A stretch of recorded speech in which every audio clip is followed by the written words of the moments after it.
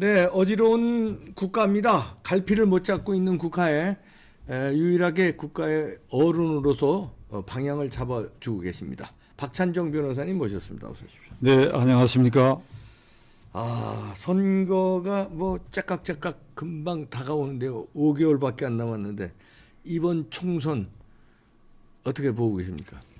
5개월이 아니고 내가 오면서 따져보니까 4개월밖에 안 남았어. 4개월. 맞아요. 5개월이 선거 공고일이 예. 오늘 23일 아니에요? 예, 23일. 그러니까 24일입니다. 오늘. 24일이니까 내년 3월 24일에 공고가 돼요. 공고가. 공고. 공고돼서 3월 24일 예. 그리고 4월 10일. 그 한 보름 선거운동 기간이니까. 그러면 4달 조금 더 남았네. 그러니까 공고일까지는 네 6달, 120일 남았다. 그러니까 바짝 다가온 거지. 네. 그런데 이번 선거를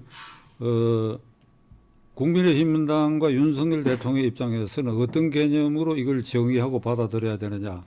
이게 국민의힘당과 윤석열 대통령으로서는 중요한 관점이 되라고 생각합니다. 일부 유명 논객 중에는 내년 국회의원 선거를 윤석열, 이재명의 재신임, 그러니까 대통령에 대해서는 재신임, 이재명에 대해서도 다시 한번 신임 여부를 결정하는 이런 개념으로 받아들여야 된다고 얘기하는데 저는 그걸 반대합니다. 네. 이번 선거는 이 여당의 입장에서는 야당 심판 선거예요. 네. 왜 이렇게 얘기를 하는 거니까 작년 3월 9일에 이게 윤석열 대통령이 대통령 자리에 오르는 것은 종북주사파 친김정은 세력의 이게 단절시키는 도구로 국민들이 그를 선택했는데 네. 그 취임하고 지금 1년 6개월 동안에 물론 믿업지 못하고 부족한 점을 보인 점이 있지만은 근본적으로는 이게 과반을 차지하고 있는 국회에서 이게 모든 개혁 작업이고 그것이 막혀버렸다 이거예요. 네. 어떤 의미 보면 꼼짝달싹 못하게 돼버렸다 이거예요. 그러니까 지난 34년 동안에 이 5공화국 헌법 시행된 이후에 국무위원 해임 건의안이 6건이 발의됐는데 네. 그중에 3건은 폐기 처분되고 네. 3건은 해임 건의안이 통과됐는데 이게 이재명 대표 아래서다 이게요.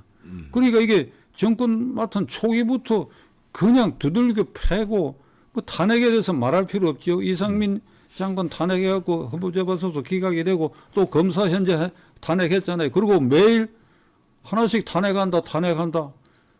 그리고 아마 이번 주말에 이동관 그 방통위원장하고 수원지검의 그 쌍방울 이재명 관련 대북 송금 사건의 수사 라인의 두 번째 책임 이정섭 차장을 지금 탄핵 발의하려고 하는 거 아닙니까? 그러니까요. 이결하려고. 네. 그러니까 이런 식으로 권력을 남용하고 정권을 회방하고 이게 전혀 예상치 않았던 별천지가 전개되는데 이 야당 심판해가지고 윤석열이가 일할 수 있는 기회를 줘야 할 선거다. 그렇죠. 예. 저는 개념을 그렇게 받아들여요. 그 테마 좋네요. 일하게 해달라.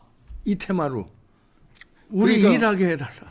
그러니까 그런 입장에서 이제 인유한 혁신위가 발족한 지 한 달 남짓 됐지요. 네. 그 조금 혼란스럽기도 한데 그 사이에 어떤 현상이 생겼는가 하니까 한동훈 현상이 생겨났어. 네. 그러니까 정권 심판이라는 개념에 이걸 뚫고 갈 이 병기 아주 날렵하고 날쌘 이게 이 공격용 헬기가 하나 나타났어. 그게 한동훈이야. 그렇죠. 공격용 헬기. 아주 날쌔고 네. 날렵한 공격용 네. 헬기. 그다음에 이어서 원희룡 공격용 헬기가 또 하나 드러났어. 네. 그 원희룡 장관이 현직 장관이고 한동훈도 현직 장관이니까 내가 이 후보 하겠다, 뭐 어느 구역에 나가겠다 이 말은 안 하지만은 두 사람이 다 내년 선거에 출사표를 사실상 던진 상태거든요. 그렇죠. 그 원희룡 장관은 나는 당이 시키는 대로 아무데나 나가겠다. 그러니까 기자들이 그러면 이재명 의원 지역에도 나가겠느냐? 하여간 아무데나 나가겠다. 제일 그러니까 센 사람과 붙겠다고 그랬습니다. 그럼 뭐 이재명이죠. 그러니까 구체적으로 이재명 의원 구역을 말하느냐 하니까 하여간 내가 아무데나 나가겠다. 그러니까 그 시인했지요. 예. 시인했는데 원희룡 장관의 그 실질적인 이재명 대표 지역에 나가겠다고 실질적 선언을 하고 난 다음에 지금 어떤 현상이 생겼는지 예. 이 대표 알고 계십니까? 예, 이재명이 뭐 도망간다는 소리가 있습니다. 원희룡에 겁먹고. 어디로 도망가지? 그러니까 뭐 비례로 도망가거나 뭐 이렇게 도망간다는 얘기가 나오고 있습니다. 그게 이제 취재한 그 야당 취재한 사람들 기자들의 그 이재명 측근 핵심 부서 나온 얘기가 예. 이제 비례대표제를 종전처럼 환원해가지고 비례대표 1번으로 나간다는 겁니다. 그러니까 2번 그걸 검토하고 있다는 거예요. 그게 뉴스로도 일부 나오기 시작했어. 예. 그러니까 원희룡 장관은 나는 아무데나 나가겠다. 이재명 이용 구역도 대상이냐? 시키는 대로 아무데나 나가겠다니까 요 한마디에 저기 날아가 버린 거예요. 예. 그렇죠. 날아가 버렸어. 예. 저는 원희룡 장관이 이재명 구역에 결국은 나가겠다는 선언이나 마찬가지거든. 예. 그 뉴스를 들었을 때 아주 상쾌한 느낌을 가졌어. 예. 야 이게 국민의힘 당으로서는 완전히 서광에 비치는구나. 네, 그 많은 동시에 이제 한동훈 현상도 있기 때문에 그래서 이 대표는 지금 이재명 의원이 어떤 심경일 것 같아요? 원희룡이가 내 선거구에 나온다. 예. 내가 이재명이다. 그럼 느낌이 어떨 것 같아요? 골치 아프고 겁나겠죠. 예? 골치 아플 게입니다. 아주. 그러니까 국회의원 선거 경험이 없고 나는 예. 경험이 많은 사람인데 어떤 심정이겠습니까? 느낌이, 변호사님께 여쭤봐요. 느낌이 어떻게 했다고? 아니 골치 아프고 겁나고 두렵고 그러겠죠. 뭐 어떤 심정이겠습니까? 골치 아프다. 겁나고 겁나다. 떨어질까 뭐 겁나죠. 내가 표현을 한다면 가슴이 서늘하다 이게. 잠이 안 온다 이게. 가슴이 야 서늘. 이거 내가 어떻게 해야 되느냐 이게. 가슴이 서늘하다. 그러네. 그러니까 틀림없이 나는 서늘하다고 느끼고 있다.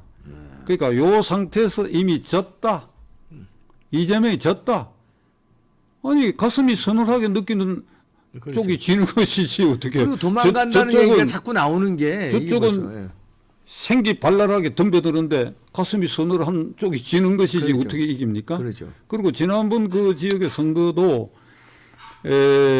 국민의힘당 후보가 두 차례인가 송영길 후보에게 낙선했던 분이 예. 그 지역에 이제 의사를 오래 했던 분이죠.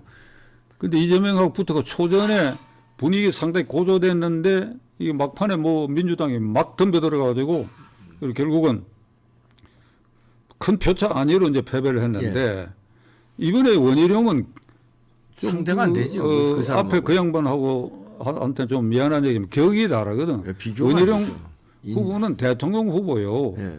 지난번 그 국민의힘당 대선 후보 경선을 윤석열 후보하고 같이 해가 선전을 했고 네. 그다음에 대장동 1타 강사 아니야? 예. 대장동 게이트 1타 강사.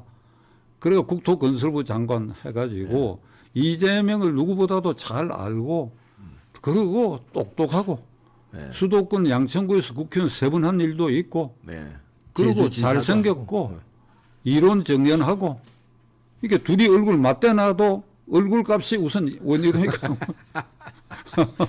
그 실력도 출중합니다. 월등하고 예. 그러니까 완전히 신의 날쌘 공격용 헬기가 나타났는데 예. 거기에 이재명 이렇게 지금 오늘 아침에 이 얘기를 하다 보니까 이게 얼마나 지금 꾀재재하냐 이게 꾀재재하냐 이게야. 예. 그 최근에 그 막말 파동이 있었지요. 막말 파동. 지난 일주일 전에 암컷. 암컷 발언. 예. 막말 발언이. 그 최강욱 광주에 그 전국 인물로 유명한 민형배 예. 공수처법 통과시키기 위해서 민주당의 위장 탈당해가 다시 복귀하고 그러고 그냥 말도 험하게 하고 광주라는 특수성 때문에 민주당 공천이면 영원히 당선된다고 믿고 마음대로 저 활개치는 그 사람이 무슨 책을 낸지 나는 알 수 없으나 무슨 출판 기념회 가고 최강욱이라는 자가 김건희 여사를 겨냥한 암캐 발언을 했거든. 암컷 발언했습니다. 예. 그 이게 여성 비하 발언이라 그래가 지금 아주 뭐 후폭풍이 심하지요. 그러니까 놀래가지고 그 이재명 최고위원회가 긴급히 최고위에서 신속히 당원권 정지 6개월을 해버렸어. 예. 당원권 정지 6개월. 그래가지고 이제 어제는 또 의원총회를 했어. 네. 그래가지고 이재명 대표가 은행에 조심하자 이랬단 말이야. 그러니까 이 대표가 왜 웃느냐 이거야. 아니요. 그 입에서 언행에 조심하자는 말이 나오니까 웃음이 나오네요. 언행은 누가 이재명 대표 입에서 은행을 조심하자. 이게 한편의 코미디야. 그렇죠. 여성 비하 발언으로 말하면 이재명이가 원조야. 원조나마나 원조, 유사일에 원조. 그런 발언 들어본 적이 있습니까? 형수하고 네. 대화하면서 욕설한 그 파일이 야. 재미 동포들이 다 알고 퍼질 정도로 이거 다. 국제화되어 있다고 그 욕설이 네. 그 내용에 여성의 성기를 찢어버린다고. 찢어버리겠다. 그런데 성기란 말 쓰지 않았어. 아니, 리얼한 말을 여성의 썼습니다. XX를 찢어버리겠다. 네. 그것도 형수의 XX. 그러니까 하여간 여성 비하 발언으로는 원조인데 저는 그 무렵에 그 인터넷에 댓글 중에 이재명을 찢재명이라고 찢재명. 찢는다는 찢 네. 죄명이라 하길래 이게 왜 이러나 했더니 알아봤더니 그거 그건- XX를 찢는다고 하는 거기에서 유래돼가 요즘도 계속해서 찢재명당이라고 한다고. 네, 찢재명. 그러니까 뭐 젊은 사람 그러니까 그 대표의 그 졸개들 네. 그리고 막말 뭐 그 외에도 뭐 비하 발언 많잖아요. 최근에 또 청년 비하에 노인 비하에 그러니까 이게 뭐 원희룡 후보하고 이재명 후보가 계양구에서 이렇게 붙는다. 이건 아주 스마트하게 나왔고 이거는 뭐 시궁창에서 온갖 오물을 뒤집어 쓰고 나아가 그 입으로 어떻게 비교가? 이 대결이 되겠느냐 이거야. 네. 그러니까 이건 이미 박살이 난 거야. 이게 네. 큰 의미에서 이게 국민의힘 당은 지금 내가 51% 이기고 들어갔다. 네. 장수가 도망갈 국리를 하고 있다. 그러니까. 그걸로 진 거다. 이게 그럼요. 그걸로. 이미 졌죠. 그 다음에 한동훈 이 장관의 경우에는 11월 17일 대구 방문에서 보여준 국민들의 그 환호 분위기 엄청나더만요. 그것이 시발점이 돼가지고 한동훈 현상은 이제 고착화됐다. 예. 전국적으로 고착화됐다. 대구에서 이제 법무부의 관련 일을 보고 저녁 7시 기차를 타기 위해서 동대구역을 와봤는데 사람들이 그걸 알아보고 몰려들고 줄을 서고 빠져나가기도 어렵고 그러다 보니까 3시간을 사인해주고 사진을 찍었다. 예.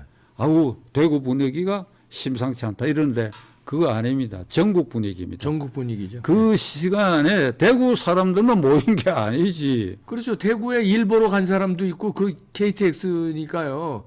대구 방문한 사람도 있고 뭐 그래 그렇지요. 놀러 간 사람도 있고 부산 사람, 대전 사람, 서울 사람이 대구 방문했다가 7시 기차 타고 8시 기차, 9시 기차 타려고 와봤더니 한동훈이가 있어서 그렇지. 거기 오며 가며가 전부 대구 사람이 아니다 그렇죠. 이 말이야. 그러니까 이미 전국적으로 네. 한동훈의 현상은 그게 환호가 아주 고착화됐다. 그렇죠. 그러니까 한동훈은 이제 날렵하고 날쌘 이게 공격용 헬기로 네. 이미 자리 잡았다. 그래서 탄핵 얘기 꺼내다가 쑥 들어가 버렸지. 그게 한번 탄핵 발의했으면 좋겠어. 발의하면 한동훈 그냥 국무위원 어차피 이제 나가게 되면 10월 말에 사퇴할 테니까. 네. 그러니까 그 말 근접도 할 수 없게 됐지요. 네. 그러면 한동훈의 저 현상을 생기게 한 이유가 뭐냐? 첫째는 본인의 기본적 자질이 영면하고 순발력 있고 논리적이고 이론적이고 말 잘하고 네. 외모도 좋습니다. 생긴 것도 날렵하고 날쌔게 생겼고 그런 사람한테 1년 반 동안 계속 민주당 강경파들이 공격을 해야 되는데 공격할 때마다 판판이 깨졌단 말이야. 네. 그러니까 이 한동훈을 띄운 일정 공신은 누구냐? 민주당. 이재명 강경파들이야. 네. 어? 추미애 조국이 달려들어가지고 검찰총장 윤석열을 쥐어박다가 대통령까지 오르게 만들었듯이 이번에는 이재명 강경파가 한동훈이라고는 날쌘 공격 행기를 만들어서 자기들에게 그냥 일대 공격을 할 차비가 완전히 갖추어져 있다. 네. 지금부터는 한동훈에 대해서 무슨 말을 해도 한동훈 인기만 자꾸 올라가게 돼 있대. 네. 그래서 원희룡은 이재명을 끝까지 쫓아가야 된다. 만일 전국으로 도망을 가면 제 현재 생각은 네. 원희룡은 그 계양을에 나가는 겁니다. 계양을에 무조건 가야 돼요. 거기에 이재명이가 도망가면 원희룡이 나간다. 이게 상징성이 있는 거예요. 그렇죠. 그러니까 상대 장수가 도망간 자리에 거기 내가 지휘탑을 만든다 이런 뜻이 있으니까. 그렇죠. 성을 빼앗는 게 되는 거죠. 그러니까 그 이재명이 도망갔으니까 국민의힘당에 누가 나와도 하나 먹는다 이렇게 생각하면 안 되고 네. 그 원희룡은 거기에 무조건 아주 나간다. 네. 아주 나간다. 그래갖고 미리 지금 현재 쫓은 상태인데 네. 또 붙으면 틀림없이 안 될 것이고 도망가면 거기에 나가야 된다. 네. 그다음에 한동훈 장관은 제가 일관되게 얘기하는 게 전국구 비례대표 끝분에서도 한 두세 번 뒤에 번호. 예를 들면 전국구가 국민의힘당의 20번까지 될 수 있다고 한다면 22, 3번에 배치된다. 네.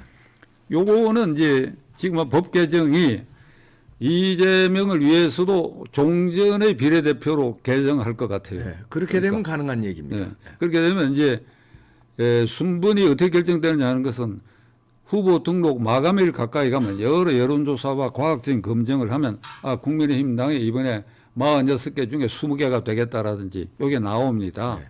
그러면 그 22나 23번에 배치가 돼 가지고 전국 선거를 지휘해야 돼요. 그런데 네. 이 얘기에 대해서 제가 제 유튜브에서도 한 2번 언급하고 그랬는데 반론이 있어요. 이런 반론입니다. 그는 한동훈 장관을 위하는 생각인데 정치 경험도 없고 한 사람이 당신 말대로 나가서 국회의원 떨어져야 된다 이 말이냐 이런 얘기입니다. 그런데 제 아내의 반응을 한번 소개해 드릴게요. 네. 내가 내 유튜브에서 이런 얘기를 했거든. 네. 한동훈 장관은 이렇게 전국구 비례대표 후보에 써야 된다 이랬더니 제 아내가 주변에 이 방송을 들은 사람들 얘기를 종합해가 네. 너무 이상적으로 생각한다 내가. 네. 이 한동훈 장관에게 너무 가혹한 부담을 주는 거 아니냐. 네. 그래 내가 이렇게 얘기를 했어요. 한동훈 장관은 이번에 이게 전쟁이다. 네. 지금 앞에 말한 거. 그렇죠. 네. 그러니까 희생과 헌신하는 사람이 있어야 된다. 헌신은 공격용 헬기로 무섭게 전국을 누비는 게 헌신이고 희생은 내가 전국구 비례대표에 당선이 안 될 수도 있는 네. 그걸 왜 안 된다고 단정하느냐. 그렇죠. 아니다. 그 마지노선. 예, 마지노선. 예. 그러니까 열심히 하면 되고 열심히 하면 20번까지 된다고 과학적으로 예측이 됐다 하더라도 22, 3번도 될 수 있다.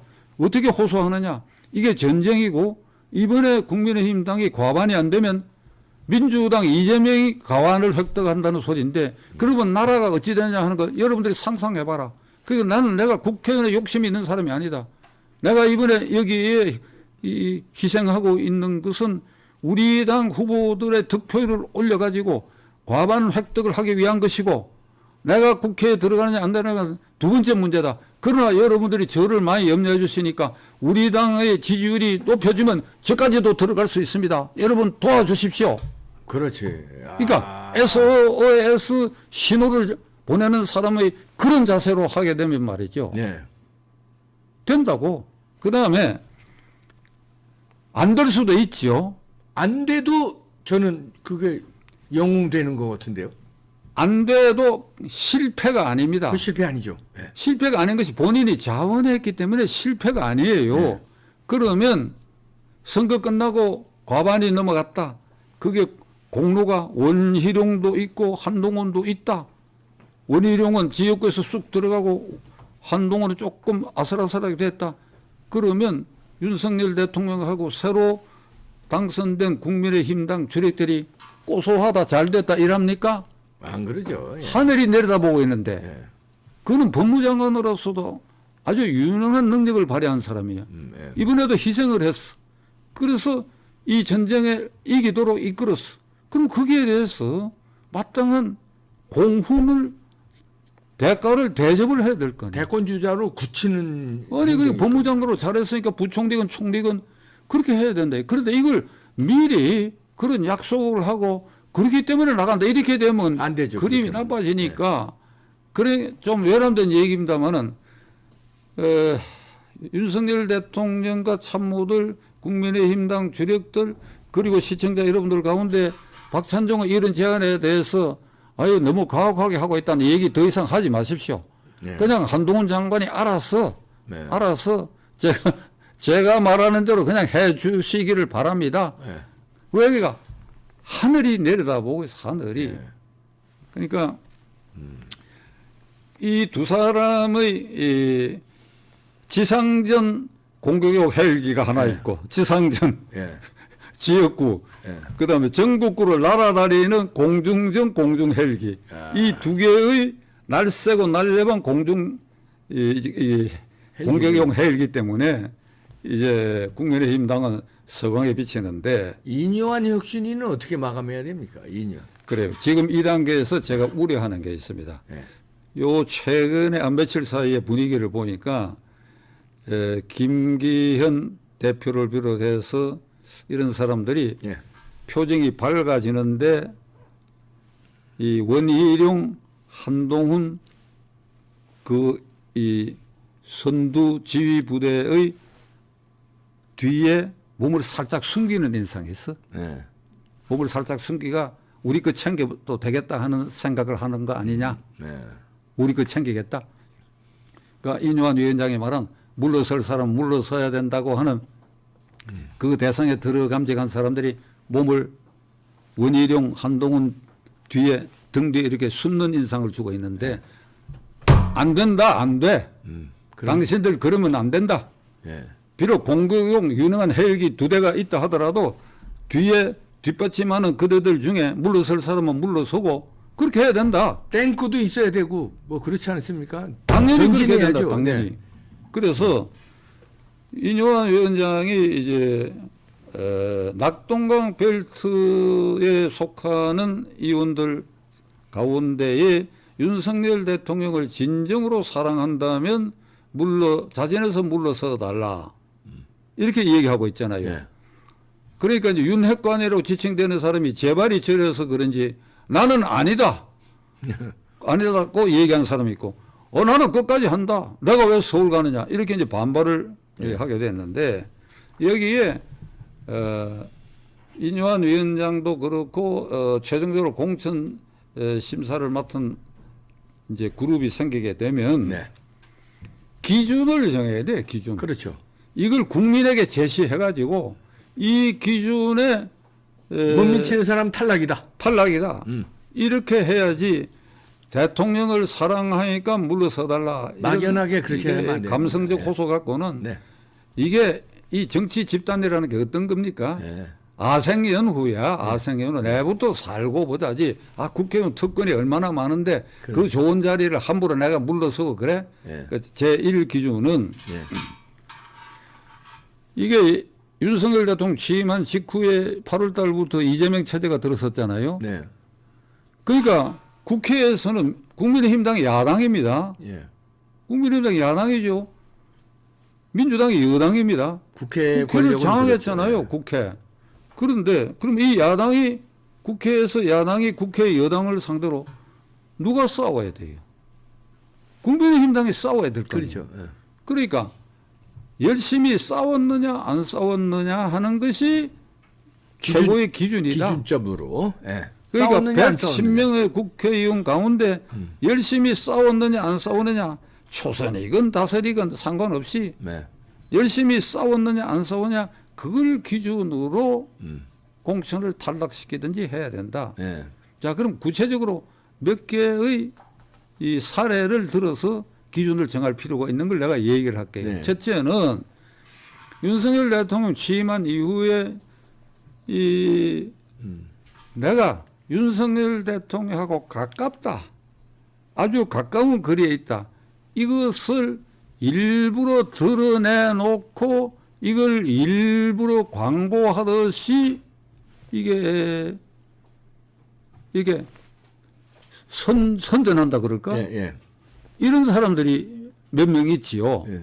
대표적인 게 김기현 아닙니까? 몇 명 있는데 내가 윤 대통령하고 가깝다. 예. 이렇게 얘기하고 실제로 가까운 것으로 보이면 어떤 이득이 있느냐. 이제 이게 국민의힘당을 지켜야 할 시청자 여러분들이 이걸 살펴야 되는 것이 그러면 거기에 사람이 몰립니다. 그 사람에게. 예. 대통령 먼데 있잖아요. 함부로 닿을 수가 없지요. 근데 이 사람은 대통령 가깝다 이거거든. 이러면 대기업을 비롯해서 단체 등 이게 정권이 바뀌는 데 따라 보험을 들어야 할 경우가 있습니다. 예.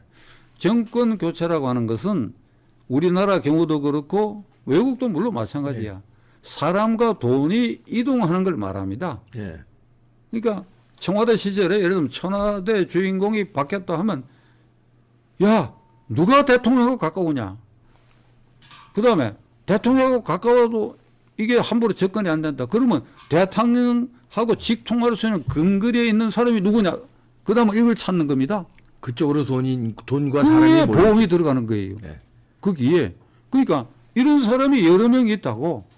예. 그걸 대통령 취임한 이후에 거기에 골몰을 했기 때문에 싸웠을 리가 없지. 네. 내가 사람 이름 얘기 안 해도 아마 되게 짐작이 갈 거예요. 뭐. 그 사람들이 국회나 국회 바깥에서 싸울 흔적이 있는가 보라고. 하나도 없어. 지껏 챙기고.